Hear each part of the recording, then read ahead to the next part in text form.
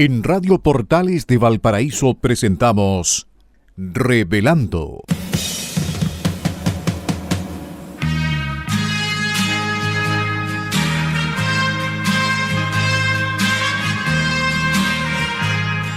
Un programa donde se abordan temas de actualidad, contingencia y la agenda cultural de la zona. Entrevistas del ámbito nacional e internacional. Revelando es presentado y auspiciado por Asofar AG, Asociación de Oficiales de la Armada de Chile en Retiro, Asociación Gremial. Con ustedes, Revelando en Radio Portales de Valparaíso.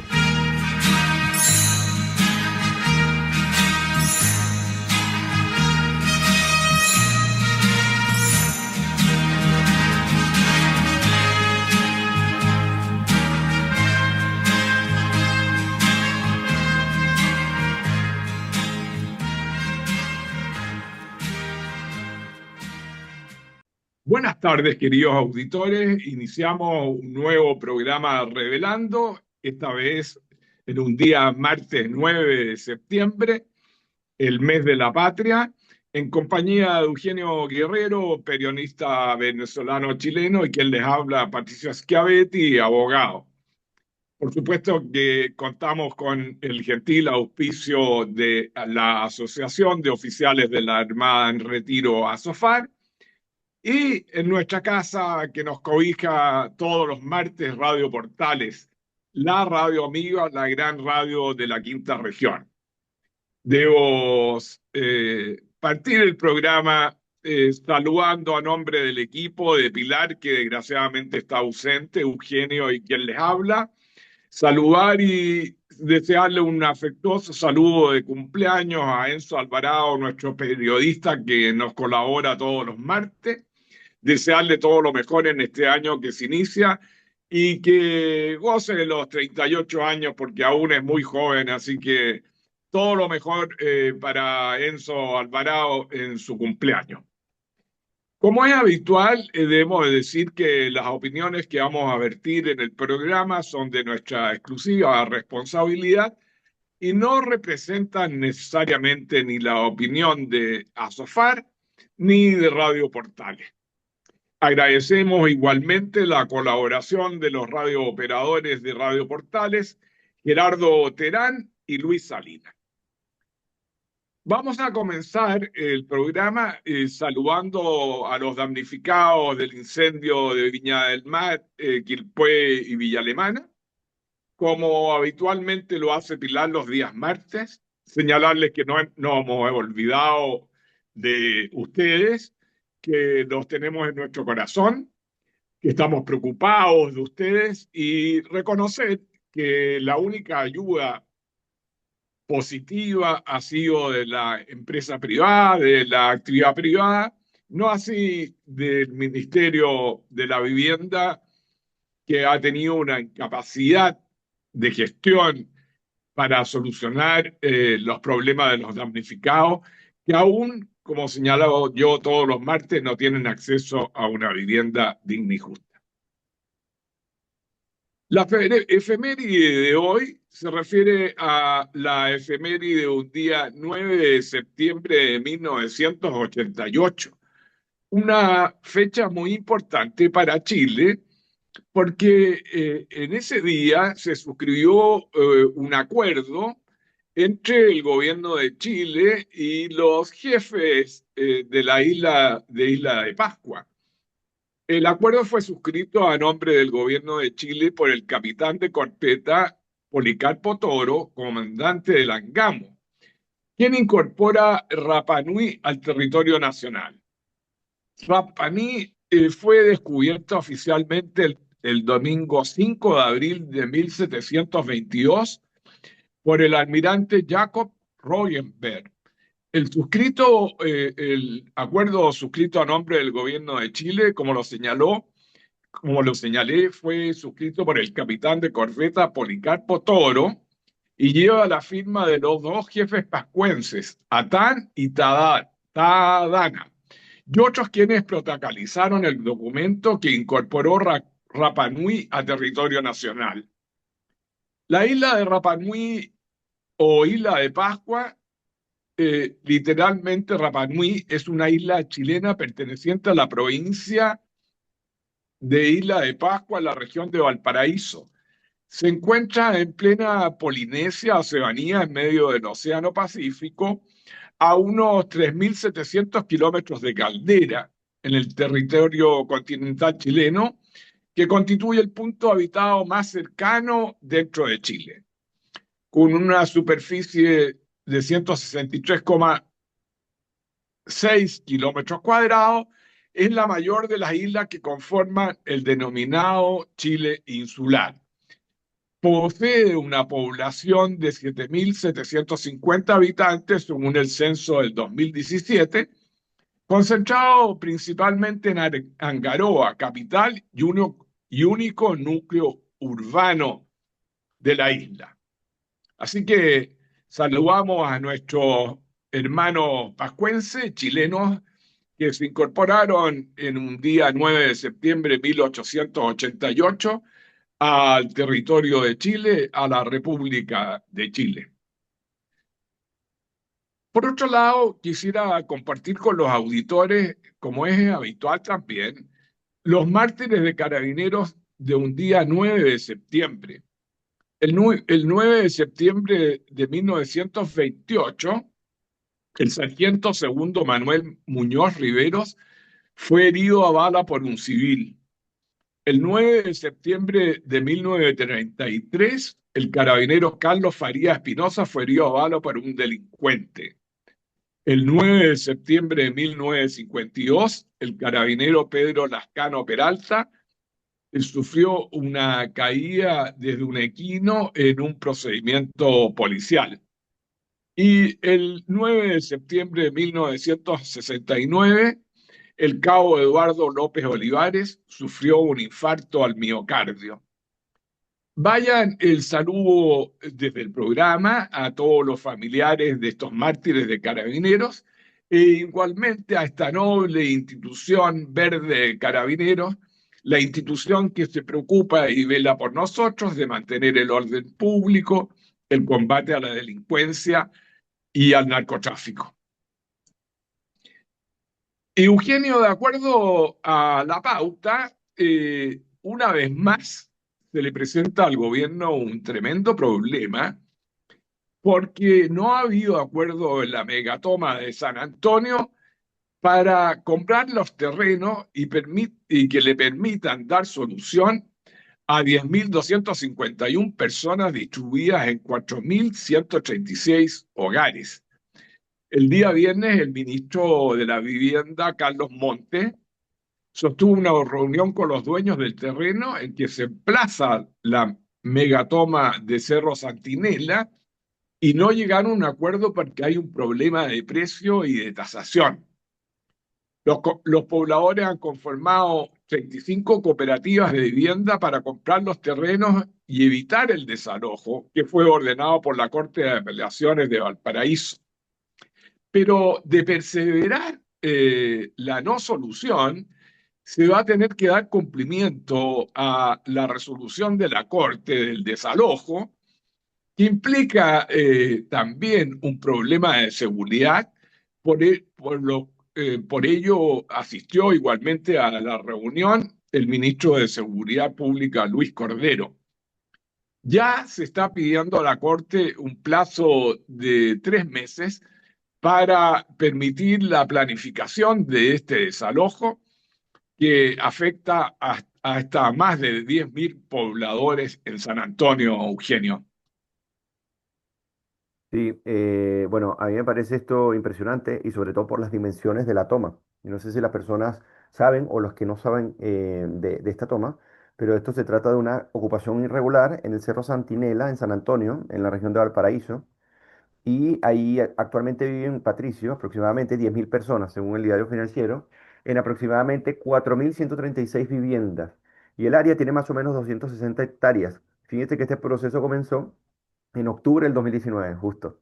Con la llegada, o sea, comenzaron a llegar unas pocas familias, rápidamente se ubicaron en carpas y partiendo del Centinela, ahora se ubican en 5 sectores, que son los campamentos principales, que son Centinela, Vista Hermosa, Aguas Saladas, Manuel Bulnes y Fuerza Guerrera, si más no me equivoco, ¿ya? Entonces, a mí me parece que, por ejemplo, con respecto a lo de la Federación de Cooperativas de Vivienda Cerro Santinela, que representa a los ocupantes, expresó en un comunicado que pondrá todo su empeño en lograr una solución habitacional digna.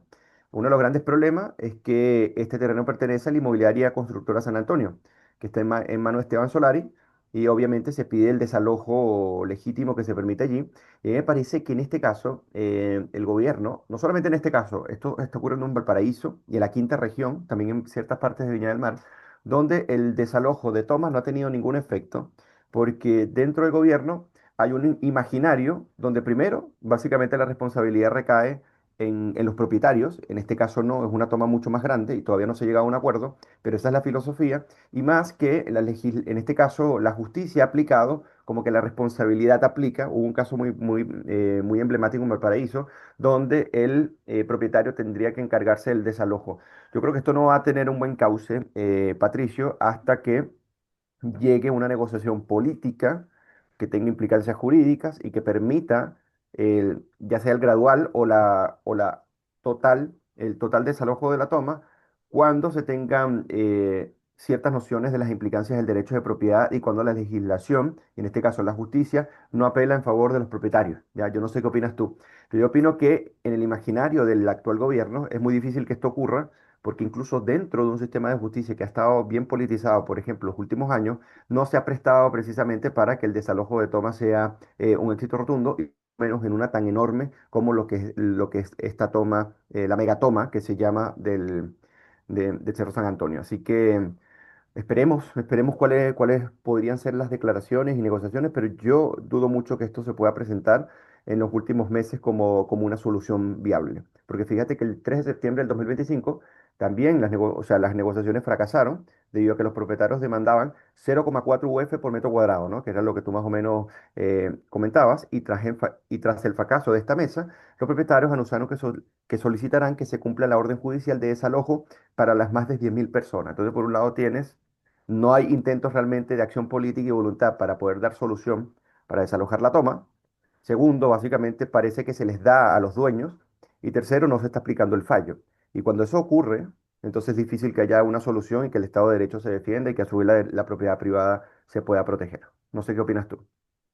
Sí, yo creo que, como lo habíamos comentado en aquella oportunidad, nosotros dijimos en el programa que esto no iba a tener solución Sí, y que el cierto. gobierno estaba pateando el problema para adelante, ya que no iban a poder llegar a un acuerdo en el precio y en la tasación del predio, y que finalmente van a tener que cumplir la orden judicial de desalojo, que es una resolución ajustada a derecho y dictada por la Corte de Apelaciones de Valparaíso.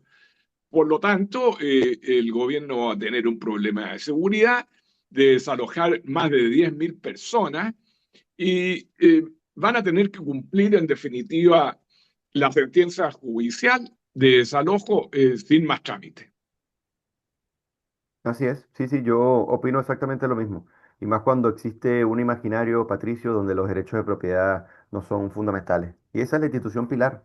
Al final, o sea, uno tiene que encauzar a través de la opinión pública que la sociedad civil presente su opinión, pero también su enorme preocupación. Fíjate que en Estados Unidos no ocurren este tipo de cosas y cuando ocurren se resuelve con rapidez porque la preocupación de los vecinos cuando el Estado falla o intenta pasar la pelota para el frente, hay una preocupación, protestas y cooperación de los propios vecinos.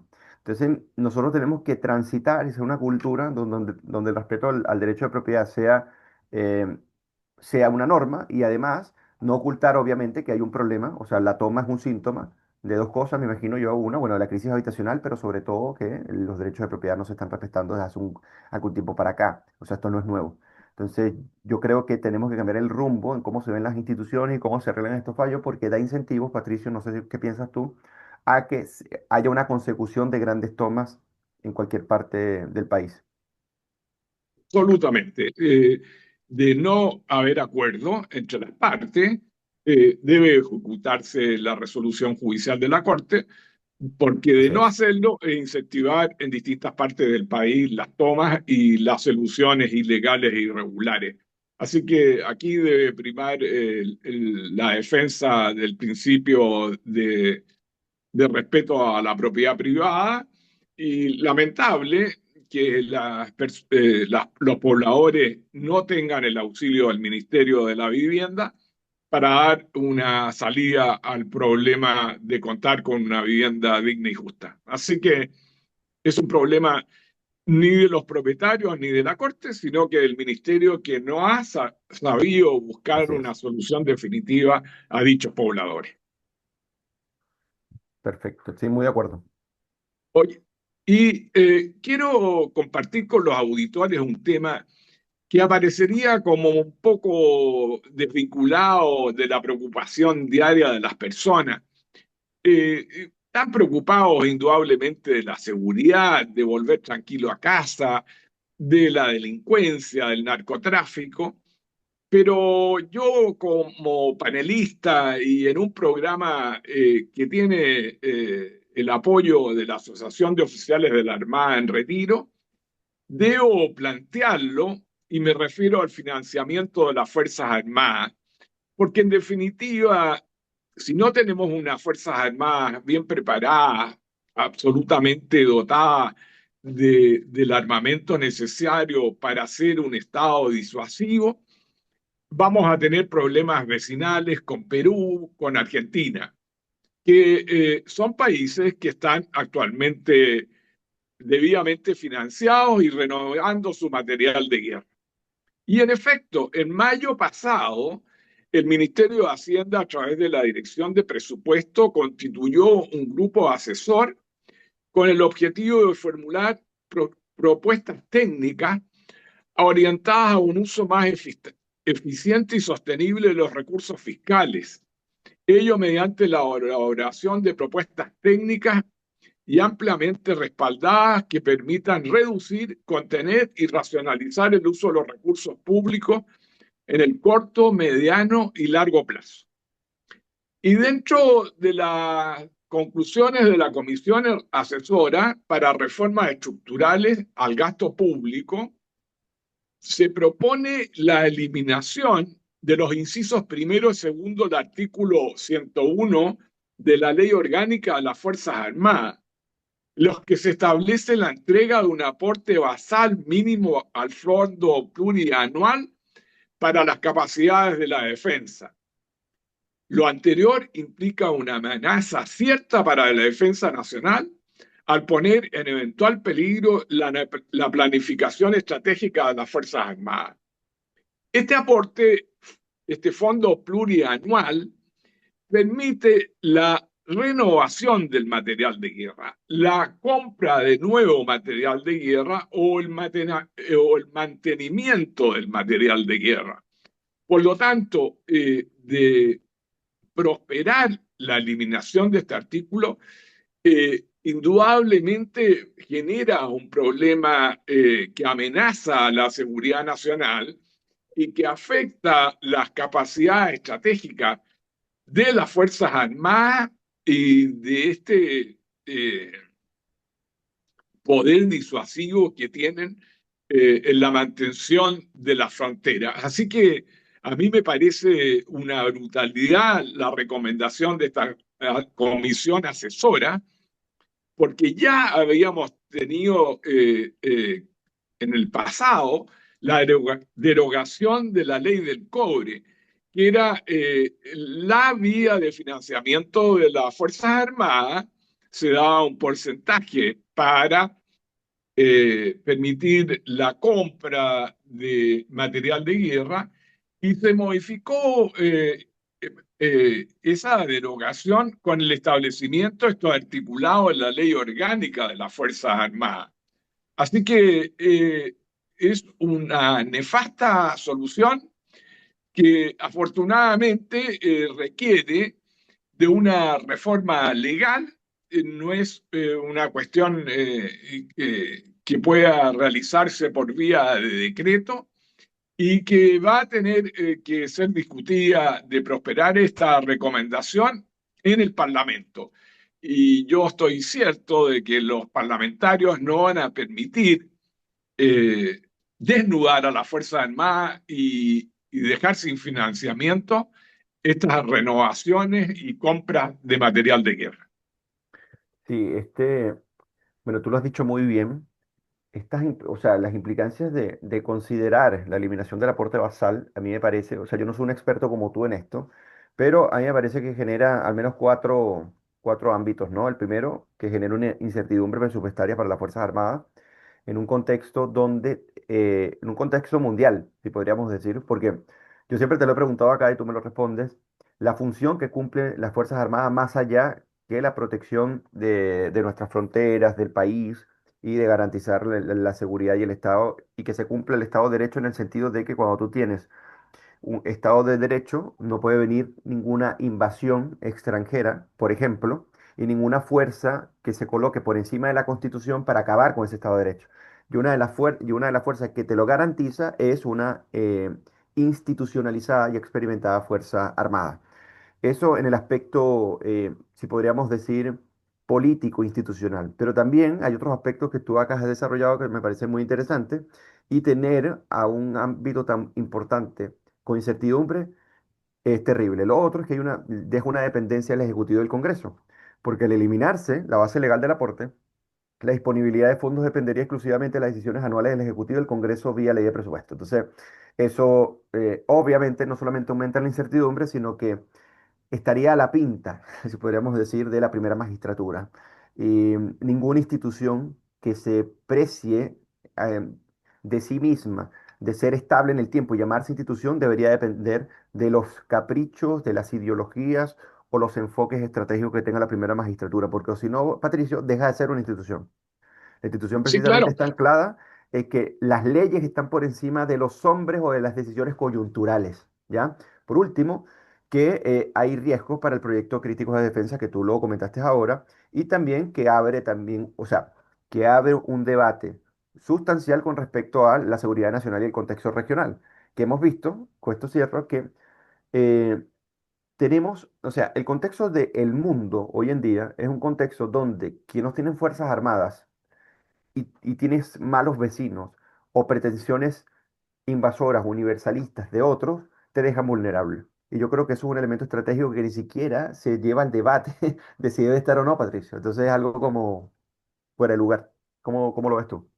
Sí, mira, absolutamente, Eugenio, es tan grave porque, como bien tú lo dijiste, le da estabilidad a las Fuerzas Armadas que exista esta disposición, este articulado en la ley orgánica, en el artículo primero y segundo, el artículo 101, porque la Armada o las Fuerzas Armadas en general saben que cuentan con este aporte basal mínimo del fondo plurianual, porque de eliminarlo quedaría regulado, como bien tú lo dijiste, al presupuesto anual de las Fuerzas Ujú. Armadas. Y en materia de presupuesto sabemos que ello es de iniciativa exclusiva del presidente de la República. Por lo tanto, quedaría entregado este tema al gobierno de turno. Y lo único que requieren las Fuerzas Armadas es estabilidad, eh, seguridad y, y conocimiento del monto de los aportes para que puedan planificar, por ejemplo, en el proceso de construcción de las 4 buques nuevos que está Claro. realizando la Armada en Asmar Talcahuano. Tienen planificados los gastos de manera de que vayan construyendo buque a buque. Y eso, determinar este aporte al fondo plurianual, no podría llevarse adelante. Sí, y eso, o sea, yo creo que hiciste un muy buen cierre y vimos como las implicancias, pues normalmente cuando tú sometes a la política, o sea, yo digo, Patricio, que la política tiene que debatirse entre la opinión y el argumento, ¿no? La mera doxa, como dicen, y la otra el argumento. Y cuando tú hablas de las bases institucionales de un Estado moderno, es insoslayable que tú trates el tema de las Fuerzas Armadas y que además, en funciones estratégicas, te permite incorporarte no solamente en lo que hacen las Fuerzas Armadas a lo interno, sino que lo que garantiza. Muchas personas dicen, hay un libro muy famoso de Nassim Nicholas Taleb, por ejemplo, que es un gran filósofo matemático financiero, que él dice, bueno, normalmente siempre se le agradece a las personas que son heroicas, o sea, en el sentido de que lograron dar su vida, sacrificarse, pero nunca se toma en cuenta que ella es la que lograron prevenir peligros. porque la gente no tiene ni idea. Pero esos son héroes incluso hasta más relevantes. Pero bueno, lo podríamos seguir tratando en otro Sí, momento porque ya estamos a tiempo. porque Enzo nos está llamando al orden. Así que vamos a ir a una pausa musical, queridos auditores, y con un tema, por supuesto, en este mes de la patria, Si vas para Chile, en la versión de los Guasos Quincheros. Ya regresamos. Nos vemos. Y hemos regresado en este segundo bloque de nuestro programa de cada martes Revelando, después de haber escuchado la canción El mes de la patria, Si vas para Chile, de los Guasos Quincheros. Así que luego de haber escuchado este ya clásico, que bueno, en varias oportunidades y años hemos venido compartiendo en este programa, seguimos con la pauta, con la relevante pauta, que en este caso nuestro querido Patricio Schevetti sugirió. ¿Cuál es el tema que quieres tratar ahora, don Patricio? Sí, mira, estimado Eugenio, yo creo que es un tema de interés para todos los auditores y que es la situación de seguridad en Chile.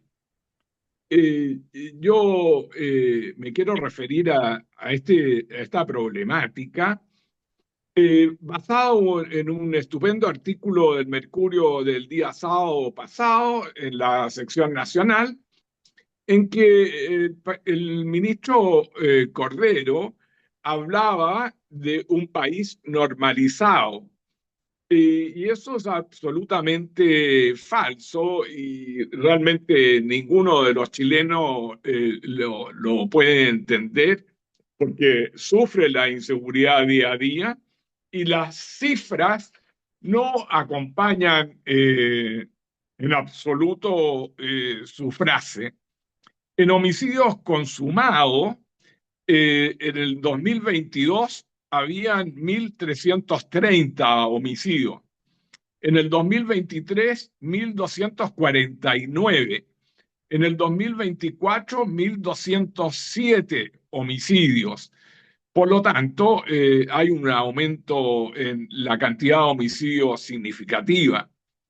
Ahora, en materia de secuestro, en los últimos 3 años, el 2022 hubo 826 secuestros, en el 2023 850 secuestros, y a la fecha, es decir, no, el 2024 hay 868 secuestros.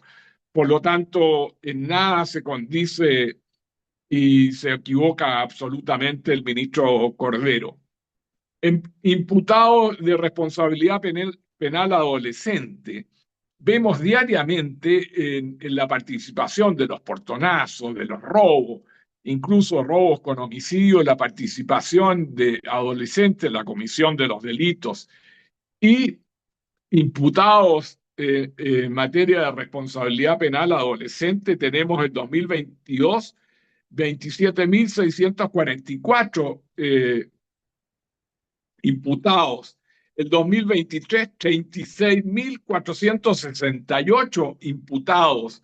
Y el 2024, 40.069 imputados, lo que refleja una problemática en la criminalidad que llama a los parlamentarios a tomar debida nota de este problema y de ir a una reforma de la ley de responsabilidad juvenil, porque el aumento es cada día mayor en la participación de los menores en la comisión de delitos. Ahora, las armas inscritas desaparecidas, robo, hurto y extravío, tenemos en el 2022 4.500 armas, en el 2023 4.744 armas y en el 2024 7.980 armas. Y en los robos violentos ingresados por imputados, afortunadamente ha habido un aumento en la denuncia de los delitos. Del 2022, 99.000, el 2023, 111.000 denuncias y el 2024, 117.800 denuncias. Y en cuanto a la violencia en la macrozona sur, la única zona donde podríamos tener resultados favorables, el 2022 hubo 1.000 actos de violencia, el 2023 924 actos de violencia y el 2024 502 actos de violencia. Lo que debiéramos tener presente con la colaboración de las Fuerzas Armadas en este establecimiento de actos de zonas de estados de excepción constitucional, lo que ha permitido mantener a raya la violencia de terroristas que cometen delitos en dicha zona. Así que de las cifras señaladas, la afirmación del ministro Cordero queda a tabla rasa desvirtuada y las cifras son más elocuentes y más claras que lo que el ministro señala.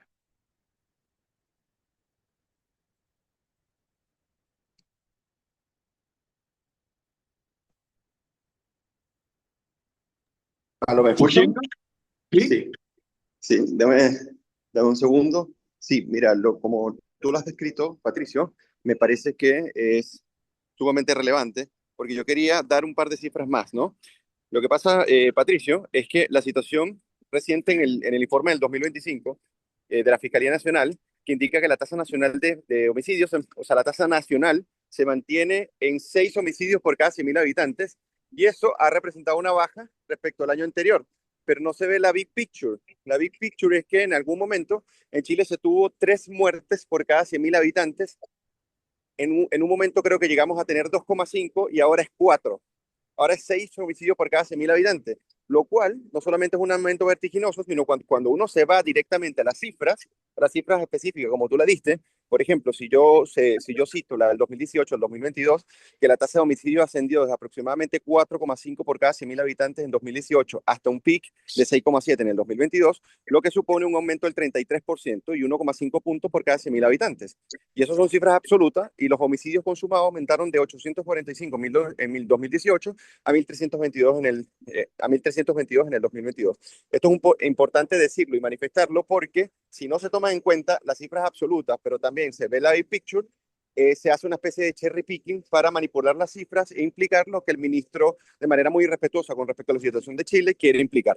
Así que yo quería agregar a tus muy buenas cifras este elemento, y que aumenta según las razones. Primero, por la influencia del crimen organizado.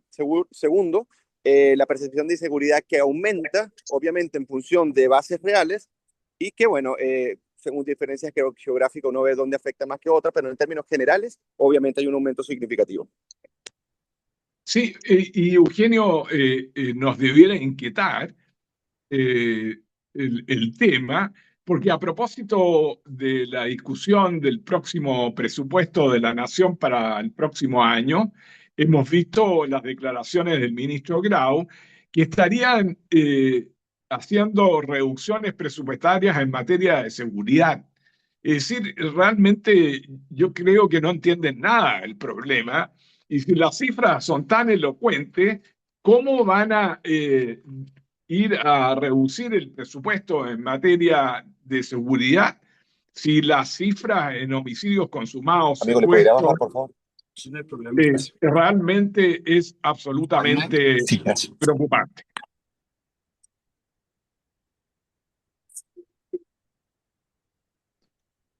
Eugenio, y cambiamos de tema, y yo creo que esto es un tema que te debe preocupar. Hemos visto que Marcos Rubio, el secretario de Estado y de Seguridad de Estados Unidos, es decir, el ministro de Relaciones Exteriores y el consejero de Seguridad del presidente Trump, hemos visto que se ha convertido en el halcón, el gran líder para combatir la narco dictadura de Maduro.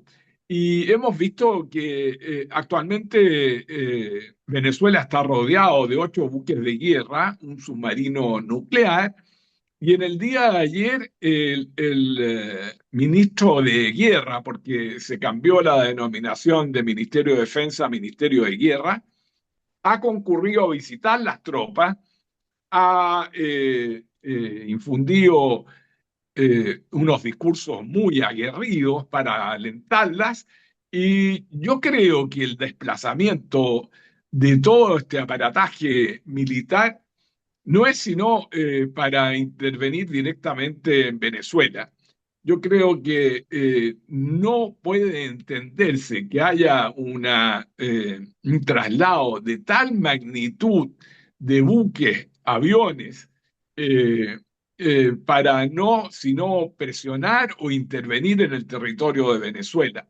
Así que la noticia sigue en desarrollo, todos los días tenemos novedades y la presión de ayer del ministro de Guerra americano me parece muy significativa. ¿Qué opinas tú, Eugenio?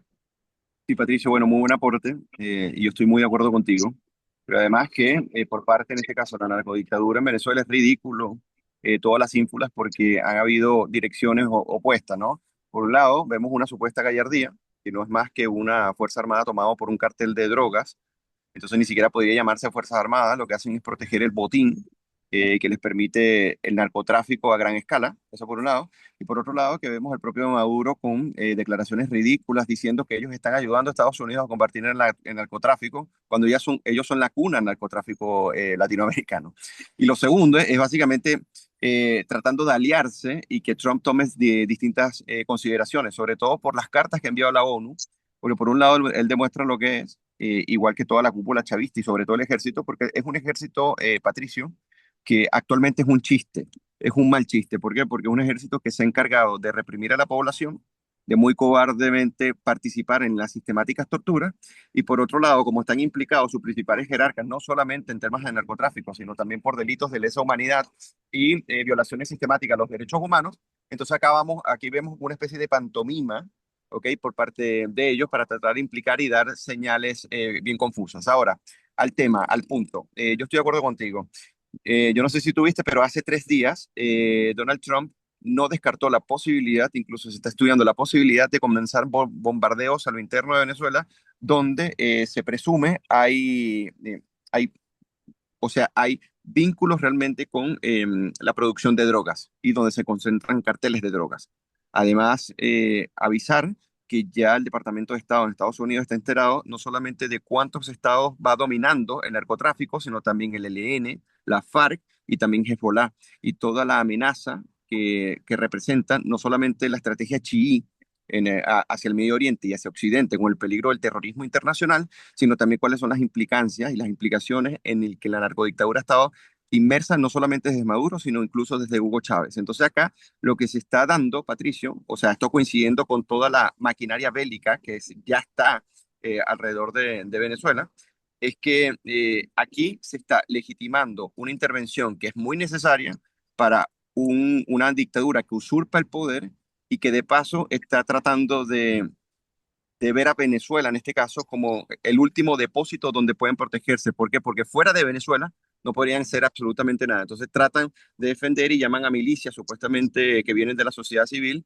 y es absolutamente ridículo, no solamente porque en su mayoría las convocatorias han estado totalmente solas, ellos no cuentan realmente con sociedad civil armada, sino que mucho menos entrenada y además lo que tienen es un pueblo diezmado, abusado y además con una alta pobreza y alta incertidumbre con respecto a esta situación política. Entonces, para finalizar, yo creo que Marcos Rubio, en este caso, el presidente Donald Trump, están apuntando de una manera correcta.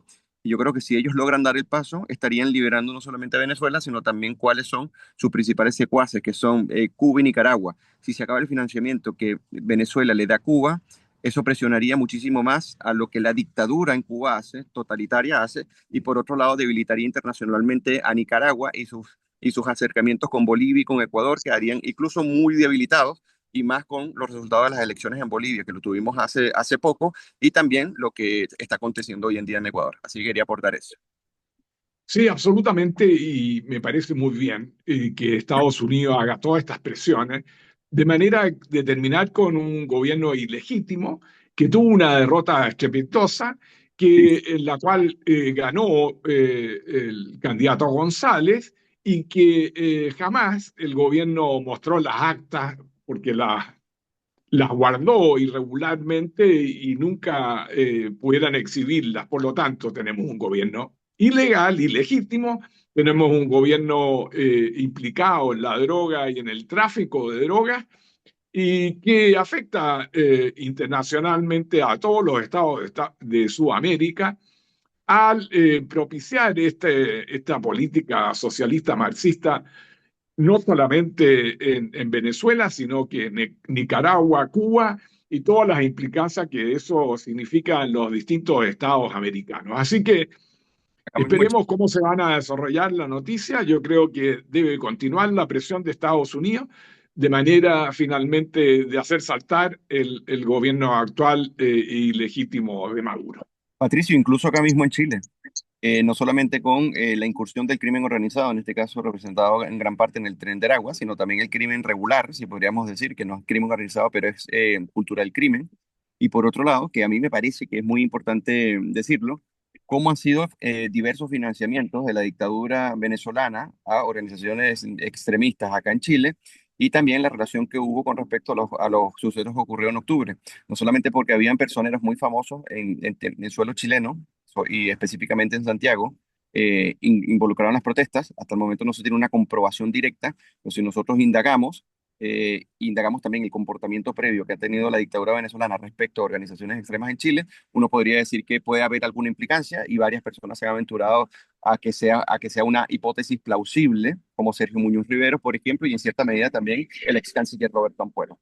Así que eso, o sea, yo creo que la salud política y de orden para el continente entero y sobre todo para países como Chile, va a ser muy importante que se desarticule la dictadura, porque también ayudaría a reducir y arreglar el problema migratorio que ya hace algún tiempo ha causado cierto caos por el descontrol, por supuesto, pero también por la incursión solapada, ilegal, de el crimen organizado. Sí, para terminar el tema, no debemos dejar de recordar al teniente Ojeda. Claro, Sabemos absolutamente importante. que Venezuela estuvo implicada en el asesinato, en el vil asesinato de ese teniente. Por otro lado, el Tren de Aragua, que nos afecta diariamente en todo el tráfico de droga, y particularmente la presencia de Héctor Yaitul en Venezuela, el líder de la CAM, que aparece en fotos con Diosdado Cabello. Así que ahí está la prueba fidedigna de que está involucrado Venezuela al interior de todos los actos ilícitos y terroristas en el territorio nacional. Así que a continuar con la presión y veamos cómo se desarrolla la noticia de manera de, ojalá, obtener un buen resultado a la brevedad. Y la próxima noticia que queríamos compartir con los auditores, desgraciadamente, es la elección en Buenos Aires del día domingo, en que el partido peronista de Cristina Kirchner logró un triunfo destacado de más de 13 puntos respecto a los candidatos de Milei. Lograron 1 millón de votos sobre los candidatos de la Fuerza Patria, ¿no es verdad? Finalmente, en estas elecciones legislativas de Buenos Aires, los peronistas sacaron un 47,2% de los sufragios, reunido en sus varias versiones en el Frente Fuerza Patria, frente al 33,7% de la Libertad Avanza, más de 13 puntos de diferencia, equivalente, como dije, a 1 millón de votos. No alcanzó al gobierno nacional ni siquiera la fusión con el PRO, el partido del expresidente Mauricio Macri, reducido ahora a una fuerza minoritaria dentro del Armado Nacional del partido oficial. Preocupante el resultado de las elecciones en Buenos Aires, que han producido inmediatamente una baja en la bolsa argentina y también ha tenido un efecto en la bolsa chilena. Y por supuesto que Kicillof tuvo una contundente celebración tras conocer los resultados electorales. Y igualmente la ex presidenta de la República, Cristina Kirchner, que desde los balcones de donde cumple condena, se dirigió a sus partidarios. Así que a preocuparse de las elecciones al interior del país y de no permitirnos, ¿verdad?, que nosotros tengamos una candidata comunista que vaya a ganar las elecciones. Y eso se gana con unidad, unidad y unidad. Y tener claridad de quién vas a depositar tu voto, porque lo más importante en el ciudadano es votar bien. Así es. Mira, muy de acuerdo contigo. Bueno, ya tú dices, bueno, el contexto de las cifras. Y es bueno nombrar quién representa a la Fuerza Patria, que es donde está el justicialismo peronista, que es Axel Kicillof. Axel Kicillof ha sido una de las personas más nefastas en lo que es la economía política de los últimos años en el kirchnerismo. Bajo su impronta y bajo su cargo, Argentina incurrió de las mayores tasas de pobreza en América Latina. No solamente en eso, sino en un desafío macroeconómico y sobre todo un desbalance fiscal tan brutal que llegaba aproximadamente a 15% del PIB, consolidando toda la cuenta, ¿no? Porque estamos hablando del déficit fiscal y el cuasi fiscal, o sea, estamos hablando también de lo que de incorporado con la deuda del Banco Central. Este tipo es el que representa en este momento la fuerza peronista justicialista. Es una persona bien iracunda y lleno de fake news y de muy malos informes y análisis económicos del país, y ha sido uno de los principales opositores a Javier Milei. Este resultado es muy lamentable, como tú decías. ¿Por qué? Porque esto es un revival más o menos del kirchnerismo, que podríamos decir que es el cenit más contemporáneo de lo que es el peronismo empobrecedor, ¿ya? Porque el peronismo en general, institucionalmente, es un movimiento populista de corte irresponsable política y económicamente, pero el kirchnerismo en los últimos años representó posiblemente la peor debacle económica de la que ha representado Argentina, y que esto haya sido lo que haya ganado por aproximadamente 13 puntos preocupa, y preocupa mucho porque las cifras que apoyan a Javier Milei con respecto a la reducción de la pobreza, que es significativa, organismos como UNICEF, por ejemplo, lo han reconocido internacionalmente, y no solamente eso, sino el desplome total y colosal de la inflación, como nunca antes se había visto, por lo menos en los últimos 20 años, hace que unos últimos audios, que hasta el momento están sometidos a investigación, y unas presuntas implicaciones en hechos de corrupción, hay una que está por comprobarse, pero ya se han tomado acciones del gobierno, al parecer afectó a 2 semanas de las elecciones en Argentina, y este fue el resultado. Con esto cierro. El 40%, o sea, ¿qué pasa? Esto es predictivo un poco y esperemos que no se manifieste. ¿Por qué?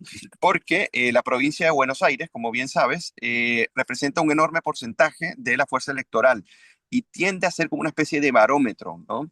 La provincia más poblada del país representa cerca del 40% del electorado nacional y es considerada básicamente como ese pulso político nacional. Y para las próximas elecciones en octubre va a ser fundamental cambiar la estrategia y el endurecimiento que tiene que hacer Javier Milei públicamente con respecto al castigo de los hechos de corrupción. Yo creo que sin eso, Patricio, no va a haber esperanza de una recuperación significativa, lo cual pueda, en este caso, la Libertad Avanza, entronizarse no solamente en el ámbito electoral, sino también para una segunda mirada presidencial, que es lo que necesita mínimo Argentina para poder ordenar las cuentas, para poder cambiar macroeconómica e institucionalmente el país, y que esto pueda ser sustentable en el mediano y largo plazo, es decir, que no vengan los kirchneristas nuevamente a hacer reformas y a echar para atrás todo lo que ha logrado Federico Sturzenegger, Tuto Caputo y Javier Milei. Absolutamente. Y eso pasa porque haya un corte absoluto y profundo de los hechos de corrupción, de los cuales se haga cargo el presidente Milei, de manera de que la gente no pierda la confianza en su presidencia y logre buenos resultados en las elecciones de octubre. Se nos acaba el plazo, Eugenio. Un agrado haber hecho el programa contigo, tú desplazándote en un auto en estos medios modernos de comunicaciones que nos permiten hablar con nuestros auditores de cualquier lugar en que nos encontremos. Y igualmente terminar el programa deseándole todo lo mejor a Enzo en este día de su cumpleaños. Un fuerte abrazo y todo lo mejor para él. Así que nos encontramos el próximo martes, ya en un día cercano a las fiestas patrias, el día 16 de septiembre. Muy buenas tardes. Nos vemos, un fuerte abrazo, gracias Patricio, y nuevamente felicitaciones Enzo. Hasta una próxima. En Radio Portales de Valparaíso hemos presentado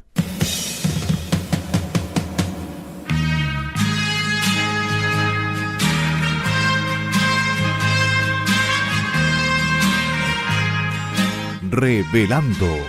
un programa donde se abordan temas de actualidad, contingencia, entrevistas del ámbito nacional e internacional. Revelando es presentado y auspiciado por Asofar AG, Asociación de Oficiales de la Armada de Chile en Retiro, Asociación Gremial. Sintonícenos en un próximo programa. Buenas tardes.